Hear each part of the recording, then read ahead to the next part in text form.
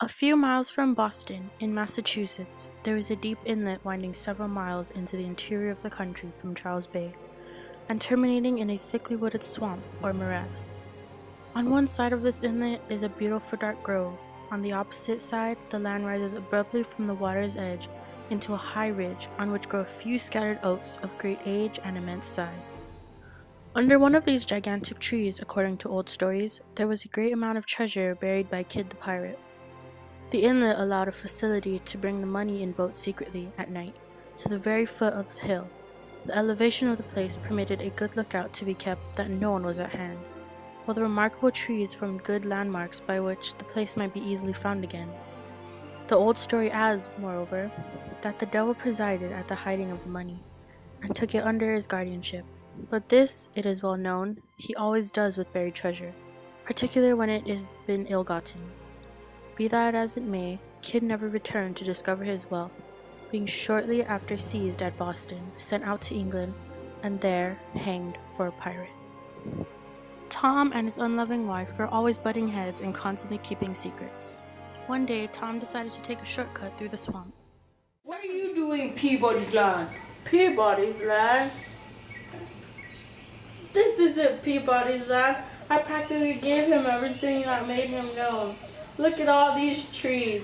Do you notice the names on them? They are all the names of all the noblemen in town. You must be old Scotch. Yes, at your service. Oh, I must be going now. No, wait, there is treasure. Don't you like treasure? But there's one condition.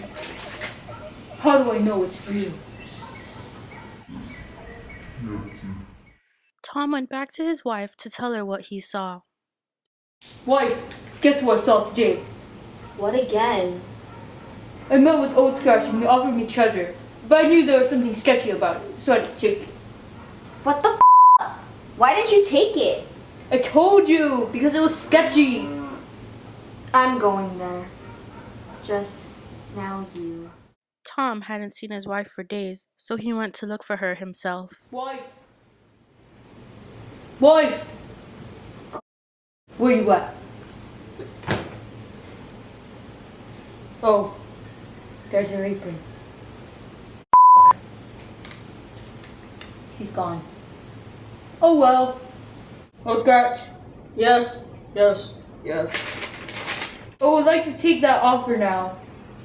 Okay, I will tell you the location, but you will have to be at my full service. You will have to become a slave trader. No way!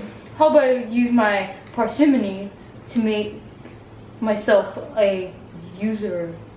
Fine, but you must be very, very greedy. Charge 2 cents per month.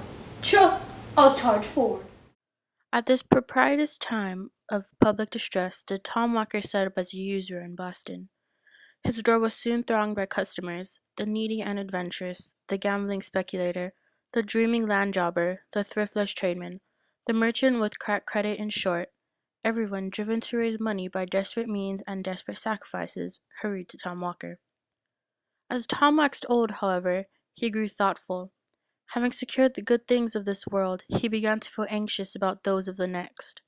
He thought with great regret of the bargain he had made with his black friend, and set his wits to work to cheat him out of the conditions.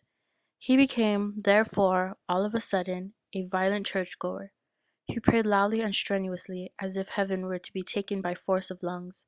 Indeed, one might always tell when he had sinned most during the week by the clamor of his Sunday devotion. He grew scared, bringing Bibles and praying zealously. Please, Jesus, save me. Tom was a man of no mercy, but in his old age he decided to loosen up. Please, Tom, we've been friends for so long. Give me another month. No, I've given you one already. Pay me in full now, or never mind. I'll give you some mercy.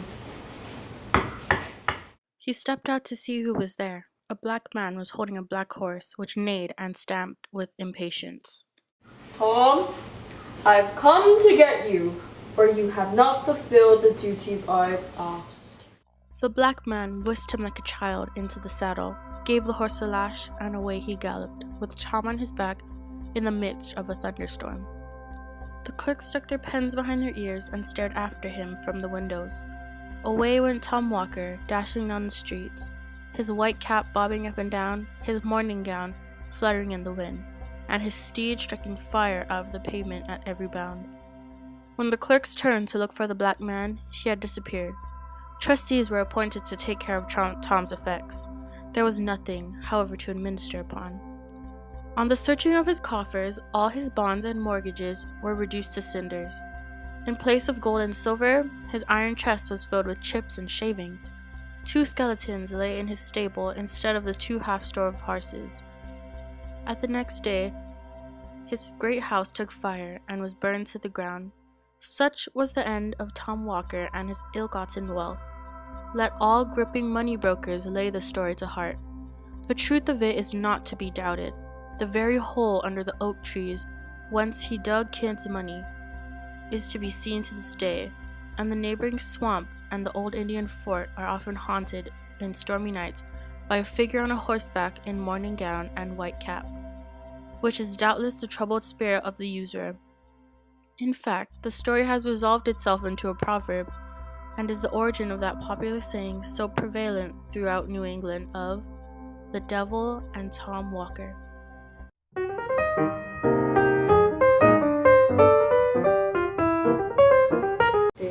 Look at all these chickens! Oh yeah!